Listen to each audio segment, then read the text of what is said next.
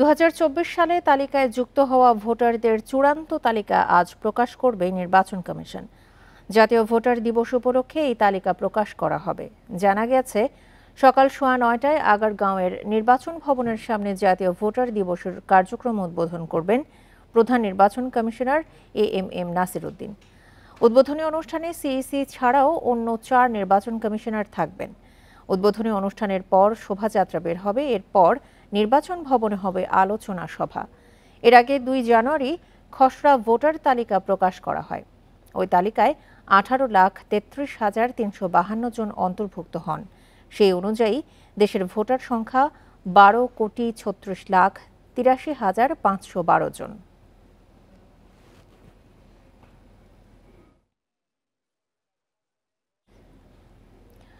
মার্চের মধ্যে নির্বাচনের রোডম্যাপ ঘোষণা না করলে রাজনৈতিক দলগুলো বসে সিদ্ধান্ত নেবে বলে মন্তব্য করেছেন বিএনপির স্থায়ী কমিটির সদস্য সালাউদ্দিন আহমেদ। গণপরিষদের কথা যারা বলছেন তারা গণতন্ত্রের পথকে দীর্ঘায়িত করার ষড়যন্ত্র করছেন বলেও মন্তব্য করেন তিনি। শনিবার দুপুরে রাজধানীতে এক অনুষ্ঠানে সালাউদ্দিন আহমেদ এসব কথা বলেন। খালেদা জিয়াকে নিয়ে লেখা একটি বইয়ের মোড়ক উন্মোচন ও আলোচনা সভা হয় রাজধানীর ডিপ্লোমা ইঞ্জিনিয়ার্স ইনস্টিটিউশন মিলনায়তনে। ন্যাশনালিস্ট রিসার্চ ফাউন্ডেশন এনআরএফ আয়োজিত আলোচনায় খালেদা জিয়ার রাজনৈতিক জীবন ও সংগ্রামের নানা দিক উঠে আসে। এ সময় নতুন রাজনৈতিক দলের প্রতিষ্ঠা নিয়ে নিজের মতামত তুলে ধরেন বিএনপির সিনিয়র যুগ্ম মহাসচিব। আজকে অনেকে রাজনৈতিক দল করছেন, সমস্ত কিছু করছেন। আমি কালকে নতুন যারা দল করেছেন তাদের ওখানে উপস্থিত ছিলাম। অনেক ভালো ভালো কথা তারা বলেছে রাষ্ট্র সম্পর্কে, সম্পর্কে, কিন্তু একটা পলিটিক্যাল ফিলোসফি কিন্তু আমি পাইনি। দলটির উল্লেখিত সেকেন্ড রিপাবলিক ও নতুন সংবিধান প্রসঙ্গে কঠোর সমালোচনা করেন বিএনপির স্থায়ী কমিটির সদস্য সালাহউদ্দিন আহমদ। এই নতুন বন্ধুদের বলতে চাই, সেকেন্ড রিপাবলিক, আমাদের বর্তমান রিপাবলিক কি অসুস্থ হয়ে গেছে? গণপরিষদ কেন বললেন আমরা বুঝলাম না। আমরা কি নতুন ভাবে একটা কোনো স্বাধীন রাষ্ট্র হয়েছি? রাষ্ট্র তো আমাদের স্বাধীন আছে, আমরা একটি সার্বভৌম স্বাধীন গণতান্ত্রিক রাষ্ট্র। যারা সেকেন্ড রিপাবলিকের বিষয় সামনে আনছে, হয় তারা বুঝে না অথবা বুঝে আমাদের এই রাষ্ট্র ব্যবস্থাকে আরো দীর্ঘায়িত একটি গণতান্ত্রিক প্রক্রিয়ার মধ্যে নিয়ে যাওয়ার ষড়যন্ত্র আছে। নির্বাচন নিয়ে অন্তর্বর্তী সরকারের সদিচ্ছার বিষয়ে সংশয় জানান সালাউদ্দিন আহমেদ। বলেন, প্রধান উপদেষ্টা কেন এখনো স্পষ্ট কিছু বলছেন না। যদি আপনি কোনো বাহানায় এই মাসের মধ্যে জাতীয় সংসদ নির্বাচনের রোডম্যাপ প্রদান না করেন, তাহলে সেটা আমরা রাজনৈতিকভাবে গণতান্ত্রিক শক্তিগুলো বসে আমাদেরকে পুনরায় নির্ধারণ করতে হবে আমরা কোন প্রক্রিয়ায় গণতান্ত্রিক প্রক্রিয়া। অন্তর্বর্তী সরকারকে সালাউদ্দিন আহমেদ বলেন, যদি সৎ উদ্দেশ্য থাকে তাহলে দ্রুত নির্বাচন দিন। যদি আপনারা কাউকে সময় দিতে চান, কাউকে অর্গানাইজ হতে দিতে চান, বা অন্য কোনো উদ্দেশ্য থাকে, সেটা অন্য কথা। শাহাদাত স্বপন, ইন্ডিপেন্ডেন্ট নিউজ, ঢাকা। জাতীয় নাগরিক পার্টির আত্মপ্রকাশ অনুষ্ঠানে পিরোজপুরের ডিসি অফিসের মাধ্যমে বাস রিকুইজিশন দেওয়ার সমালোচনা করেছেন গণ অধিকার পরিষদের সভাপতি নুরুল হক নূর। আরটিআইবি এক বিবৃতিতে বলেছে, এ ঘটনায় সরকারের পাশাপাশি নাগরিক পার্টিরও দায় রয়েছে। তবে প্রধান উপদেষ্টার প্রেস সচিব দাবি করেছেন, জুলাইয়ে হতাহতদের পরিবারের অনুরোধে ডিসি তাদের বাস দিয়ে সহায়তা করেছেন। শনিবার বিকেলে কেন্দ্রীয় কার্যালয়ে সংবাদ সম্মেলন করে গণ অধিকার পরিষদ। এ সময় সংগঠনটির সভাপতি নুরুল হক নূর অভিযোগ করেন, গুটি কয়েক ছাত্রনেতা সরকারকে নিয়ন্ত্রণ করছে, মন্ত্রণালয়ের নানা কাজে অযাচিত হস্তক্ষেপ করা হচ্ছে। নুরুল হক নূরের দাবি, নতুন দলের আত্মপ্রকাশ অনুষ্ঠানে যোগ দিতে জেলা প্রশাসকের মাধ্যমে সরকারি গাড়িতে ঢাকা এসেছে ছাত্র জনতা, যা কাম্য নয়। ছাত্রনেতারা সরকারে থাকায় সরকারের নানা কাজে বিলম্ব হচ্ছে অভিযোগ তার। নতুন দলের আত্মপ্রকাশ অনুষ্ঠানেও জেলা প্রশাসকের মাধ্যমে চিঠি দিয়ে ঢাকায় লোকবল সরবরাহে আসতে নোটিশ প্রদান করা, গাড়ি সরবরাহে মালিক সমিতি ও পরিবহন সংশ্লিষ্টদের উপরে চাপ প্রয়োগ করা, যা সম্পূর্ণ অনৈতিক ও অগ্রহণযোগ্য। এদিকে শনিবার বিকেলে রাজধানীর ফরেন সার্ভিস একাডেমিতে প্রধান উপদেষ্টার প্রেস সচিব জানান, পিরোজপুরের ডিসি অফিসের মাধ্যমে 5টি বাস রিকুইজিশনে অন্তর্বর্তী সরকারের ভূমিকা নেই। বলেন, জুলাই হতাহতদের পরিবারের অনুরোধে ডিসি তাদের সহায়তা করেছেন। আমাদের এখানে ইন্টারিম গভর্নমেন্টের এখানে কোনো রোল নাই। যেটা হয়েছে, যেটা আমরা পিরোজপুরের ডিসির সাথে কথা বলেছি, যারা আহত হয়েছিলেন জুলাই আগস্টের গণ অভ্যুত্থানে এবং যারা 2টা নিহতদের পরিবার তারা সবাই এসে তাদের কাছে রিকোয়েস্টটা করেছিলেন। সেই রিকোয়েস্টের প্রেক্ষিতে এবং এক ধরনের প্রেশারের প্রেক্ষিতে তারা 5টি বাস রিকুইজিশন করাতে হেল্প করেন। তবে বাস রিকুইজিশনের এই ঘটনায় সরকারের পাশাপাশি জাতীয় নাগরিক পার্টিরও দায় রয়েছে বলে এক বিজ্ঞপ্তিতে জানিয়েছে টিআইবি। জাহিদুল ইসলাম, ইন্ডিপেন্ডেন্ট নিউজ, ঢাকা।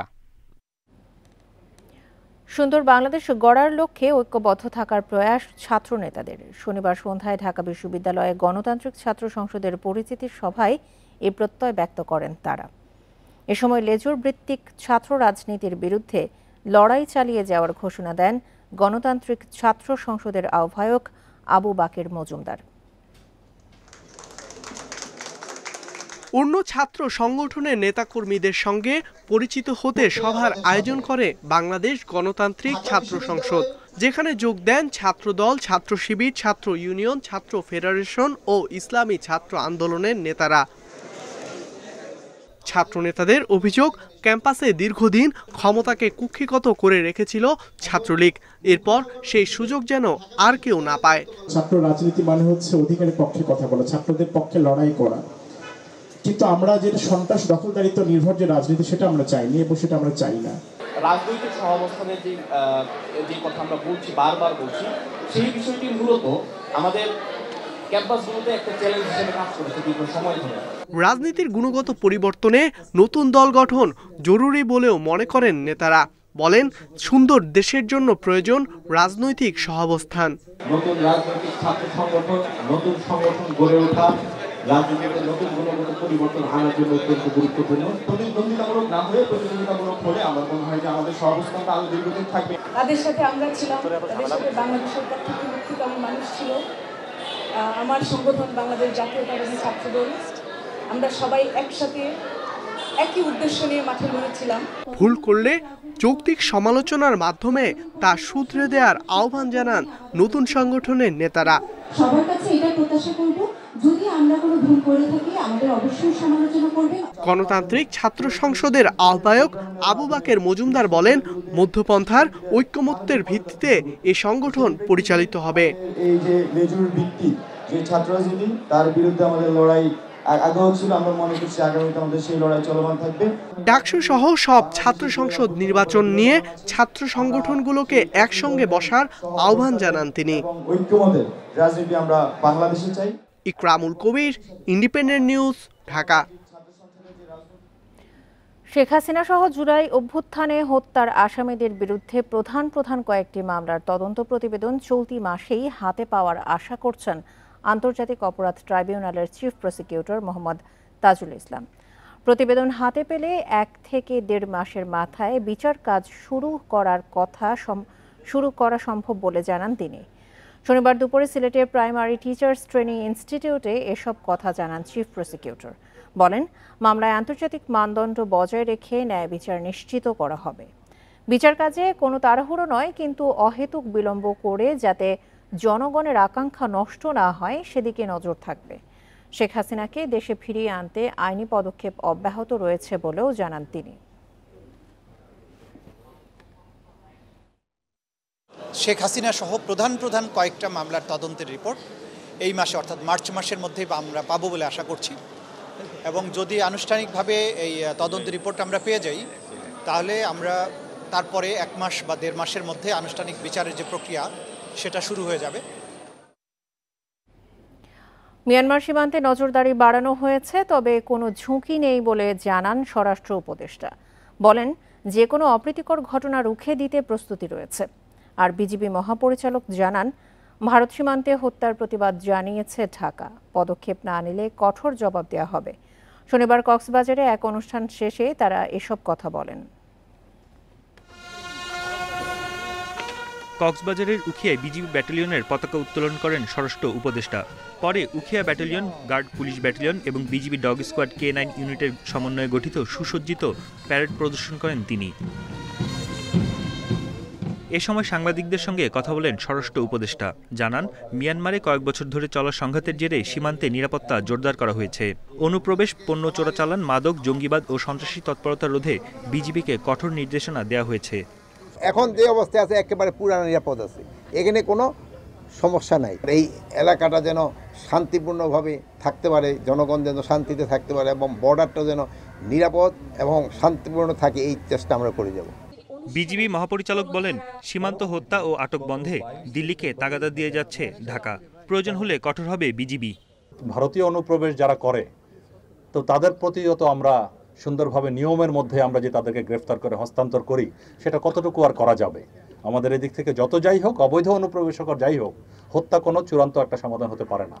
এই মুহূর্তে দেশের কোনো সীমান্তে নিরাপত্তা ঝুঁকি নেই বলেও জানান তিনি। Bon Ibne Kamal, independent news. Operation devil hunt কাজে আসছে না, তাই আইন শৃঙ্খলার উন্নতিতে অবিলম্বে কার্যকর পদক্ষেপ চাইছে সুজন। জানানো হয়েছে কঠোর হাতে মব বন্ধের দাবি। এছাড়া মার্কিন সহায়তা প্রশ্নে তারা বলছেন, সুজন কখনোই কোনো বিদেশি সহায়তা নিয়ে কাজ করে না। রাজধানী সহ সারা দেশেই বেড়েছে চুরি, ছিনতাই, ডাকাতি। শুক্রবার রাতেও পাবনায় সড়কে গাছ ফেলে বাসে হয়েছে ডাকাতি। শরীয়তপুরে গণপিটুনিতে নিহত হয়েছে 2 ডাকাত। এ অবস্থায় সুজনের দাবি, অপারেশন ডেভিল হান্টে কোনো কাজ হচ্ছে না, তাই আইন শৃঙ্খলার উন্নতিতে সরকারের কাছে কঠোর পদক্ষেপ চেয়েছেন তারা। মানববন্ধনে দাঁড়িয়ে বলেছেন, রাজনীতিতে দুর্বৃত্তায়ন বন্ধ না হলে এর হ্রাস টানা যাবে না। অপারেশন ডেভিল হান্ট চলছে, তার মধ্যে অরাজক পরিস্থিতি নিয়ন্ত্রণে আসছে না। আমরা এই অবস্থা থেকে মুক্তি চাই। একই সাথে আমরা এই গণঅভ্যুত্থানের পর মানুষের যে আকাঙ্ক্ষা, একটা সংস্কার প্রক্রিয়ার মধ্য দিয়ে একটা গণতান্ত্রিক রাষ্ট্র বিনির্মাণ, রাষ্ট্রের সুশাসন প্রতিষ্ঠা, আমরা যে সুযোগ সৃষ্টি হয়েছে গণঅভ্যুত্থানের পর, আমরা এই সুযোগকে নষ্ট করতে চাই না। অন্যদিকে $29 মিলিয়ন মার্কিন সহায়তার প্রশ্নে সংগঠনটির নেতারা জানান, এই অপপ্রচার চালাচ্ছে স্বৈরাচারের দোসররা। সুজন ব্যক্তি উদ্যোগের সংগঠন, কখনো কোনো বিদেশি সহায়তা নেয় না। সুজন নিবন্ধিত সংগঠন নয়, সুজন কোনো বিদেশি সাহায্য নিতে পারে না, এবং আমরা সুজন পরিচালিত হয় ব্যক্তিদের সহায়তা। তো সুজন এটা শুধু ফেক নিউজ নয়, এটা ডিপ ফেক নিউজ, এবং এর মধ্যে কোনো রকম সত্যতা নেই। রাজধানী ছাড়াও একই দাবিতে মানববন্ধন হয়েছে কুমিল্লা, নোয়াখালী সহ দেশের নানা জেলায়। সেখানেও চাওয়া হয় অবিলম্বে মব বন্ধের উদ্যোগ। আল আমিন হোসেন, ইন্ডিপেন্ডেন্ট নিউজ, ঢাকা। আইনশৃঙ্খলা পরিস্থিতির উন্নতি হচ্ছে দাবি করে রমজানে বিশেষ নিরাপত্তার আশ্বাস দিচ্ছে ডিবি।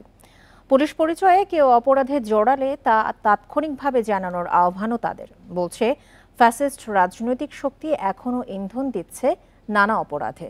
শনিবার দুপুরে রাজধানীর মিন্টো রোডে সংবাদ সম্মেলনে এসব কথা বলেন ডিবির অতিরিক্ত কমিশনার রেজাউল করিম মল্লিক।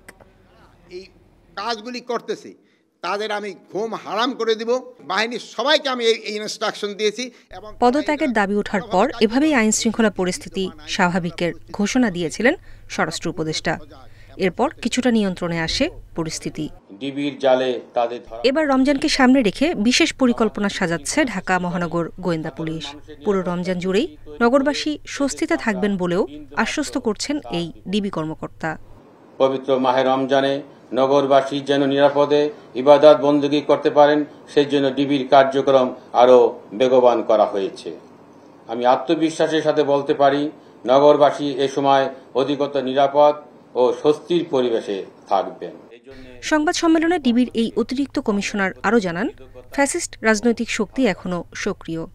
সারা দেশেই নানা অপরাধে ইন্ধন যোগাচ্ছে তারা। আমাদের গোয়েন্দা প্রতিবেদন বলছে, চুরি, ছিনতাই, ডাকাতির সাথে যারা যুক্ত হচ্ছে তাদের বেশিরভাগের বয়স 15 থেকে 30-এর মধ্যে। এদের অনেকেই কিশোর গ্যাং। ধীরে ধীরে আইন শৃঙ্খলা পরিস্থিতি উন্নতি হচ্ছে জানিয়ে ডিবি পরিচয়ে কেউ কোনো অপরাধে জড়ালে তা তাৎক্ষণিকভাবে জানানোর আহ্বানও জানিয়েছেন এই পুলিশ কর্মকর্তা। নূরে জান্নাত, ইন্ডিপেন্ডেন্ট নিউজ, ঢাকা। টঙ্গীর মাজার বস্তিতে অভিযান চালিয়েছে যৌথ বাহিনী। এ সময় মাদক কারবারি, ছিনতাইকারী ও বিভিন্ন অপরাধে যুক্ত ৬০ জনকে আটক করা হয়েছে। উদ্ধার করা হয়েছে দেশীয় অস্ত্র, মাদক ও মাদক সেবনের বিভিন্ন সরঞ্জাম। শনিবার সন্ধ্যা ৬টা থেকে রাত ৯টা পর্যন্ত প্রায় ৩ ঘণ্টা ধরে এই অভিযান চালায় সেনাবাহিনী, র্যাব, বিজিবি, পুলিশ ও এপিবিএনের সদস্যরা। আইনশৃঙ্খলা বাহিনীর সদস্যরা জানায়, রাজধানীর উত্তরাসহ শিল্পাঞ্চল টঙ্গী অপরাধপ্রবণ এলাকা হয়ে ওঠায় যৌথ বাহিনী অভিযান পরিচালনা করে। এ সময় মাদক কারবারি, ছিনতাই, ডাকাতি সহ বিভিন্ন অপরাধে জড়িত ৬০ জনকে আটক করা হয়েছে। উদ্ধার করা হয়েছে বিপুল মাদক ও দেশীয় অস্ত্র।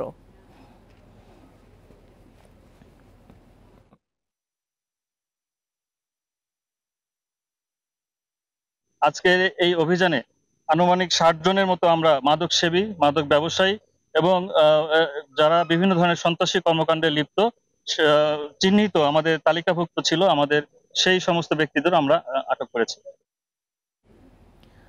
আশুলিয়া থেকে মাদক মামলার যাবজ্জীবন সাজাপ্রাপ্ত আসামি ও জুলাই গণহত্যা সহ একাধিক মামলার আসামি বিল্লাল হোসেনকে গ্রেপ্তার করা হয়েছে।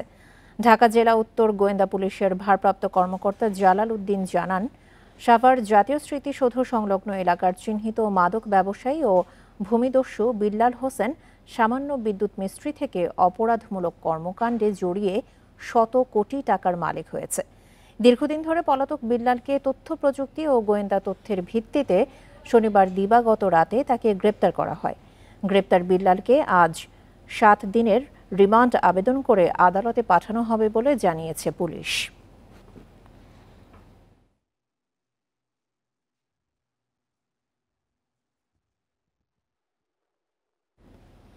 ফরিদপুরের পদ্মা ও চাঁদপুরের মেঘনার শাখা নদীর ভাঙন তীব্র আকার ধারণ করেছে। নতুন করে নদী গর্ভে বিলীন হয়ে যাচ্ছে ঘর বাড়ি সহ বিভিন্ন স্থাপনা ও ফসলি জমি। এতে নিঃস্ব হয়ে পড়ছে নদী তীরের বাসিন্দারা। ভাঙন রোধে দ্রুত ব্যবস্থা নেওয়ার আশ্বাস দিয়েছে পানি উন্নয়ন বোর্ড। ফরিদপুরের চর ভদ্রাসন এলাকার পদ্মা নদীর ভাঙনে নির্ঘুম রাত কাটাচ্ছেন নদীপাড়ের বাসিন্দারা। উপজেলার টিলার চর, ইন্তাজ মোল্লার ডাঙ্গি, সাবুল্লাহ শিকদারের ডাঙ্গি, জাকেরের সুরাসহ অন্তত 7টি গ্রাম রয়েছে পদ্মার ভাঙন ঝুঁকিতে। নদীপাড়ের বাসিন্দাদের অভিযোগ, দীর্ঘদিন ধরে প্রভাবশালীরা নদী থেকে অবৈধভাবে বালু উত্তোলন করছে, যার কারণে ভাঙন কোনোভাবেই থামছে না। ভাঙন রোধে বাঁধ নির্মাণের কোনো বিকল্প নেই বলছেন এলাকাবাসী। পানি এই স্রোতে এই ভাঙ্গিয়ে দেয়, দেদারে হয় আবার এখানে রাতে কার গভীর আছে বড় বড় এগুলো পানিতেও ওগুলো ভাঙ্গে। গ্রাম আসলে ওই চক দিকে, মানে ওই গ্রাম তো নাই, মানে বাড়িও ঘরও নাই, জমি ক্ষেতগুলো বহুত নষ্ট হয়ে গেছে। তবে ইতোমধ্যে ভাঙন কবলিত এলাকা পরিদর্শন করেছে প্রশাসন ও পানি উন্নয়ন বোর্ডের কর্মকর্তারা। দ্রুত ব্যবস্থা নেওয়ার আশ্বাস তাদের। প্রকল্প প্রণয়ন করতে হবে, এটা বর্তমান সরকারের একটা নির্দেশনা এবং তাদের নির্দেশনা বাস্তবায়নের আলোকে বর্তমানে আমরা তাদের সাথে বসেছি। তাদের মতামতের আলোকে এই প্রকল্পটা যদি সংযোজন বা সংশোধন করা লাগে সেভাবে করে আমরা এর প্রস্তাবনাটা দেব এবং আশা করি খুব দ্রুততম সময়ের মধ্যে এটা অনুমোদন হবে। এদিকে মেঘনার শাখা নদী ধনাগোদার ভাঙনে আতঙ্কিত চাঁদপুরের মতলব, উত্তরের হাপানিয়া, খাগুরিয়া ও নবীপুর গ্রামের বাসিন্দারা। স্থানীয়রা জানান, দিনে দিনে তীব্র হচ্ছে ভাঙন। এভাবে ভাঙন অব্যাহত থাকলে মেঘনা ধনাগোদা সেচ প্রকল্পের বাঁধও ভেঙে যেতে পারে বলে শঙ্কা স্থানীয়দের। আমাকে যে সম্ভাবনা হয়েছে, আমাকে বাড়ি কোন সুন্দরী বিহান ভাই গেল জায়গা নিলে গিয়ে আমাকে শেষ, আমাকে সামনে তা কোনো থাকার কোনো ইয়া নেই। আমাদের ফসলের জমি প্রায় অর্ধেকের বেশি চলে গেছে, কয়েক বিঘা জমি চলে গেছে। নদী আমাদের খুব বসতবাড়ির সন্নিকটে। সরকারের সংশ্লিষ্ট দপ্তর ভাঙনের কারণ চিহ্নিত ও প্রতিরোধে কার্যকর পদক্ষেপ নেবে, এমনটাই প্রত্যাশা নদীপাড়ের বাসিন্দাদের। Sadequr Rahman Siddiqui, independent news. নদী ভাঙনের সবশেষ অবস্থা নিয়ে আরো জানাতে এই মুহূর্তে ফরিদপুর ও চাঁদপুর থেকে যোগ দিচ্ছেন আমাদের সহকর্মীরা। শুরুতেই যাচ্ছি ফরিদপুরে, সেখান থেকে জানাবেন আমাদের সহকর্মী SM মাসুদুর রহমান। মাসুদ, ভাঙন বন্ধে প্রশাসন তাৎক্ষণিকভাবে কি উদ্যোগ নিচ্ছে?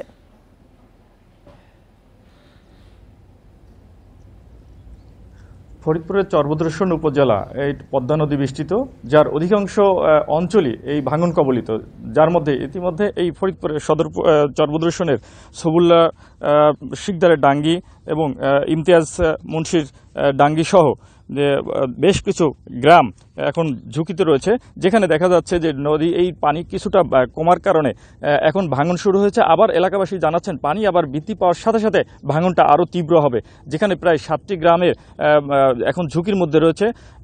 এর মধ্যে একটি সরকারি প্রাথমিক বিদ্যালয় এবং 2টি মাদ্রাসা সহ বেশ কিছু গুরুত্বপূর্ণ স্থাপনা এই পদ্মার ভাঙনের ঝুঁকিতে রয়েছে, যার ফলে সম্প্রতি পানি উন্নয়ন বোর্ড ও জেলা প্রশাসনের কর্মকর্তাবৃন্দ তারা ঘটনাস্থল পরিদর্শন করেছেন। ঝুঁকিপূর্ণ অঞ্চলগুলোতে এসে স্থানীয় মানুষের সাথে কথা বলেছেন। তারা জানতে চেয়েছেন যে এই অঞ্চলগুলোতে সর্বোচ্চ গুরুত্ব সহকারে কোন অংশগুলোকে যে ঝুঁকিপূর্ণ বাঁধ নির্মাণ করা প্রয়োজন সেই লক্ষ্যে তারা কাজ করছে। স্থানীয়দের মতামতের প্রেক্ষিতে তারা ইতিমধ্যে একটি প্রকল্প তারা হাতে নিয়েছে, যেখানে প্রায় 3.25 কিলোমিটার এলাকা বিভিন্ন অংশে তারা ঝুঁকিপূর্ণ স্থানগুলো চিহ্নিত করে সেখানে বাঁধ নির্মাণ করবে বলে জানিয়েছেন। পাশাপাশি স্থানীয়দের অভিযোগ যে দীর্ঘদিন ধরে এক শ্রেণীর অসাধু ব্যবসায়ী যারা বালু উত্তোলনের মাধ্যমে এই অঞ্চলগুলোতে তারা এই বাঁধের ক্ষতি করছে এবং নদীর তীরবর্তী অঞ্চলগুলো ভাঙনের মুখে পড়েছে। এই ক্ষেত্রেও স্থানীয় প্রশাসন বলেছেন যে যারা এই অসাধু কার্যের সাথে জড়িত তাদেরকে চিহ্নিত করে তাদের বিরুদ্ধে ব্যবস্থা নেওয়া হবে। পাশাপাশি এই আগামী বর্ষা মৌসুমের আগেই এই ঝুঁকিপূর্ণ স্থানগুলো যদি মেরামত করা না হয় এবং ব্লক দিয়ে স্থায়ীভাবে বাঁধ দেওয়া না হয়, তাহলে শত শত একর জমি ফসলি জমি সহ অনেক গুরুত্বপূর্ণ স্থাপনা ও বসত ভিটা ভাঙনের মুখে পড়বে বলেও আমাদেরকে জানিয়েছেন স্থানীয়রা। পাশাপাশি দেখেছি যে এখন পর্যন্ত ভাঙনের যে তীব্রতা, পাশেই যে একটি সড়ক সেটা ঝুঁকিতে আছে। এছাড়া সবুল্লা শিকদারের ডাঙ্গি প্রাথমিক সরকারি বিদ্যালয় সহ বেশ কিছু স্থাপনা খুবই ঝুঁকিপূর্ণ বলে স্থানীয়রা আমাদেরকে জানিয়েছেন। পাশাপাশি আমরা কথা বলেছি পানি উন্নয়ন বোর্ডের নির্বাহী প্রকৌশলী রাকিব হোসেনের সাথে। তিনি জানিয়েছেন যে প্রকল্পটা গ্রহণ করা হচ্ছে, এই প্রকল্প যদি বাস্তবায়ন করা হয় তাহলে ঝুঁকিপূর্ণ যে ভাঙন কবলিত এলাকা সেই এলাকাটা রক্ষা করা সম্ভব এবং যার মাধ্যমে স্থানীয়দের যে জানমাল এবং তাদের সম্পদ সেদের রক্ষা করা সম্ভব হবে বলে জানিয়েছেন। এই ছিল ফরিদপুরের চরবদ্রেশ্বরের ভাঙন কবলিত এলাকা। আপনি আমাদের সঙ্গেই থাকুন। এবার আমরা যাচ্ছি চাঁদপুরে, সেখান থেকে জানাবেন আমাদের সহকর্মী মনিরুজ্জামান বাবলু। বাবলু, আমরা তো ফরিদপুরের পরিস্থিতি জানছিলাম, চাঁদপুরে এখন কি অবস্থা দেখতে পাচ্ছেন? পানি উন্নয়ন বোর্ড থেকে কিছু জানানো হয়েছে কিনা? চাঁদপুরের মতলবপুর উপজেলার যে ভাঙন কবলিত এলাকা, সেখানে আসলে মেঘনা নদী থেকে দনগদা নদীর যে শাখা নদীটি রয়েছে, এই নদীটি হঠাৎ করে গত 15-20 দিন ধরে ভাঙনের কবলে পড়েছে। এই ভাঙন রোধে কিন্তু যে পানি উন্নয়ন বোর্ডের মেঘনা দনগদা প্রকল্পের যে নির্বাহী প্রকৌশলী রয়েছেন সেলিম সাহেব, তিনি ঘটনাস্থল পরিদর্শন করেছেন এবং তিনি সেখানে গিয়ে একটি সমীক্ষা করেছেন। সমীক্ষা করে তিনি পানি উন্নয়ন বোর্ডে তিনি স্থায়ী এবং অস্থায়ী বাঁধের জন্য প্রস্তাবনা পাঠিয়েছেন। এখনো সেই পানি উন্নয়ন বোর্ড থেকে এখনো সেই প্রস্তাবনা পাশ হয়ে আসেননি এবং যদি অস্থায়ীভাবে পাশ হয়ে আসেন তাহলে তিনি তাৎক্ষণিকভাবে জিও ব্যাগ ফেলে সেই ভাঙন কবলিত এলাকা যে মতলবপুর উপজেলার যে দেশ খাগুড়িয়া পানিয়া এবং নবীপুর যে 3টি গ্রাম রয়েছে, এই 3টি গ্রামের যে ভাঙন কবলিত এলাকা মেরামতের ব্যবস্থা করবেন। এছাড়া যদি স্থায়ী করা হয় তাহলে সেটি দীর্ঘমেয়াদী হবে এবং ব্লক করে করা হবে বলে তিনি জানিয়েছেন। আমরা স্থানীয়ভাবে এই যে এলাকার বাসিন্দাদের সাথে কথা বলেছিলাম, তারা বলছেন যে এই ভাঙন যদি চলতে থাকে তাহলে আর 200 কিলোমিটার মধ্যে কিন্তু মতলব দনগদা যে বেড়িবাঁধ রয়েছে সে বেড়িবাঁধে কিন্তু হুমকির মধ্যে পড়বে। ইতিমধ্যে কিন্তু অনেক ফসলি জমি এবং মানুষের যে নদী কেন্দ্রিক যে মানসিকগুলো রয়েছে তাদের যে কিছু স্থাপনা ভাঙন শুরু হয়েছে এবং বেশিরভাগই ফসলি জমি নদীতে বিলীন হয়ে গেছে। তারা চাচ্ছেন তাদের এই ভাঙন রোধ করে নদীর যে ভাঙন রোধ করার পাশাপাশি বেড়িবাঁধকে ঝুঁকি থেকে রক্ষা করার জন্য পানি উন্নয়ন বোর্ডকে জরুরি ব্যবস্থা নেওয়ার জন্য তারা দাবি জানিয়েছেন। এই যে পানি উন্নয়ন বোর্ড কিন্তু এখানে আমরা জানি যে চাঁদপুরের পানি উন্নয়ন বোর্ডের এই যে প্রকল্প মেঘনা দনগদা প্রকল্পের জন্য আলাদা একটি প্রকল্প রয়েছে এবং আলাদা নির্বাহী প্রকৌশলী রয়েছে। তারা কিন্তু তাদের যে সমীক্ষা প্রায় শনাক্ত করেছেন, জরুরি যে ভাঙন অবস্থা সেটি চিহ্নিত করেছেন। কিন্তু এলাকাবাসীর দাবি 3 কিলোমিটার জুড়ে তাদের এই ফসলি জমি বিলীন হয়ে যাচ্ছে এবং বসতভিটা হুমকির মুখে রয়েছে। আমরা স্থানীয় বাসিন্দা মিয়া মঞ্জুর আহমেদ স্বপনের সাথে কথা বলেছিলাম, তিনিও বলছেন যে তার এই ভাঙন রোধ করা না গেলে ভেড়ি বাঁধতে হুমকির মুখে পড়বেন। সেখানে আমরাও আশা করছি এই ভাঙন দ্রুত রোধ করা হোক এবং কর্তৃপক্ষ দ্রুত এই বিষয়ে সমস্যার সমাধান করবেন। আপনাদের দুজনকে অসংখ্য ধন্যবাদ। ফরিদপুর এবং চাঁদপুর থেকে নদী ভাঙন পরিস্থিতি নিয়ে জানাচ্ছিলেন আমাদের সহকর্মীরা। যমুনা সেতু থেকে পরিত্যক্ত রেল লাইনটি সরানো হলে সড়কের প্রশস্ততা বাড়বে প্রায় 2 মিটার। রেল লাইনের কারণে সেতু সরু হওয়ায় ধীর গতির পাশাপাশি ঘটছে দুর্ঘটনা। চালকদের দাবি, সেতু প্রশস্ত করা হলে যানজট ও দুর্ঘটনার ঝুঁকি কমবে। এই বিষয়ে সেতুর সাইট অফিসের নির্বাহী প্রকৌশলী জানান, বিষয়টি ঊর্ধ্বতন কর্তৃপক্ষকে জানানো হয়েছে। যমুনা সেতু চালুর পর ঢাকার সঙ্গে উত্তর পশ্চিমাঞ্চলের সরাসরি রেল যোগাযোগ শুরু হয়। 2008 সালে সেতুটিতে ফাটল দেখা দিলে কমানো হয় ট্রেনের গতি। গত মাসে যমুনা রেল সেতু চালুর পর থেকে পরিত্যক্ত হয়ে গেছে সেতুর ওপরের রেল লাইন। সেতুতে চলাচলকারী যানবাহনের চালকরা জানান, রেল লাইন থাকায় কমেছে সেতুর প্রশস্ততা। এতে ধীর গতিতে চালাতে হয় যানবাহন। এছাড়াও কোনো গাড়ি বিকল হলে বা দুর্ঘটনা ঘটলে তৈরি হয় যানজট। তাদের মতে, রেল লাইন সরিয়ে পুরো সেতু প্রশস্ত করে যান চলাচলের উপযুক্ত হলে কমবে সমস্যা। রাস্তাটা বাড়তেই হবে, সেক্ষেত্রে গাড়ি ঘোড়া চলাচল ভালো হবে। ব্রিজ করে আলতা দিয়ে দিচ্ছে, আমাদের যদি ওটুক বাড়িয়ে দেয় তাহলে মনে করেন আমাদের পক্ষে ভালো হয়, এতে এমনি যাওয়া খুব অসুবিধা। রেল লাইন অপসারণ হলে সেতুর প্রশস্ততা 6.3 মিটার থেকে 8.05 মিটার হবে। যমুনা সেতু সাইট অফিসের নির্বাহী প্রকৌশলী জানান, বিষয়টি ঊর্ধ্বতন কর্তৃপক্ষকে জানানো হয়েছে। সড়ক পথের লেন সেটা যদি আমরা প্রশস্ত করি, এতে করে যান চলাচলে খুব সহজতর হবে এবং যে দুর্ঘটনাকালীন সময়ে আমাদের যে সমস্ত উদ্ধার কার্যক্রম আরো সহজতর উপায়ে করতে পারবো আমরা। এটা আমরা 2023 সালে প্রস্তাব করেছিলাম। এখন আমাদের ঊর্ধ্বতন কর্তৃপক্ষ বা সেতু বিভাগ এই বিষয়ে সিদ্ধান্ত গ্রহণ করবে। যমুনা সেতু দিয়ে উত্তর ও দক্ষিণবঙ্গের অন্তত 22 জেলায় যানবাহন চলাচল করে। Independent news. সারা বছর সুলভ মূল্যে পণ্য বিক্রয় করা হবে বলে জানিয়েছেন মৎস্য ও প্রাণী সম্পদ উপদেষ্টা ফরিদা আক্তার। শনিবার বিকেলে টাঙ্গাইল জেলা প্রশাসন কার্যালয়ে রমজান উপলক্ষে সাধারণ মানুষের মাঝে সুলভ মূল্যে পণ্য সামগ্রী বিক্রয় কার্যক্রম উদ্বোধনী অনুষ্ঠানে তিনি একথা বলেন। উপদেষ্টা বলেন, জেলা থেকে উপজেলা পর্যায়ে সাধারণ মানুষের মাঝে এই পণ্যগুলো পৌঁছে দেওয়া হবে। এছাড়া সারা বছর এই কার্যক্রম চলমান থাকবে। এ সময় 38 টাকা হালি ডিম, 250 টাকা কেজি ব্রয়লার মুরগি, 650 টাকা কেজি দরে গরুর মাংস এবং 80 টাকা লিটার হিসেবে দুধ বিক্রি করা হবে। তিনি আরও বলেন, কৃষি ব্যাংকের মতো মৎস্য ও প্রাণী সম্পদ ব্যাংক তৈরির কার্যক্রম শেষ পর্যায়ে। ইতোমধ্যে অর্থ মন্ত্রণালয়ে চিঠি দেওয়া হয়েছে। বাংলাদেশ ব্যাংক স্বীকৃতি দিলে দ্রুত মৎস্য ও প্রাণী সম্পদ ব্যাংকের কার্যক্রম শুরু হবে। সব জেলাগুলোতে করছে, অনেক উপজেলাগুলোতেও করছে, যেখানে যেখানে সম্ভব। আমাদের মৎস্য অধিদপ্তরের কর্মকর্তা যারা আছেন তারা করছেন।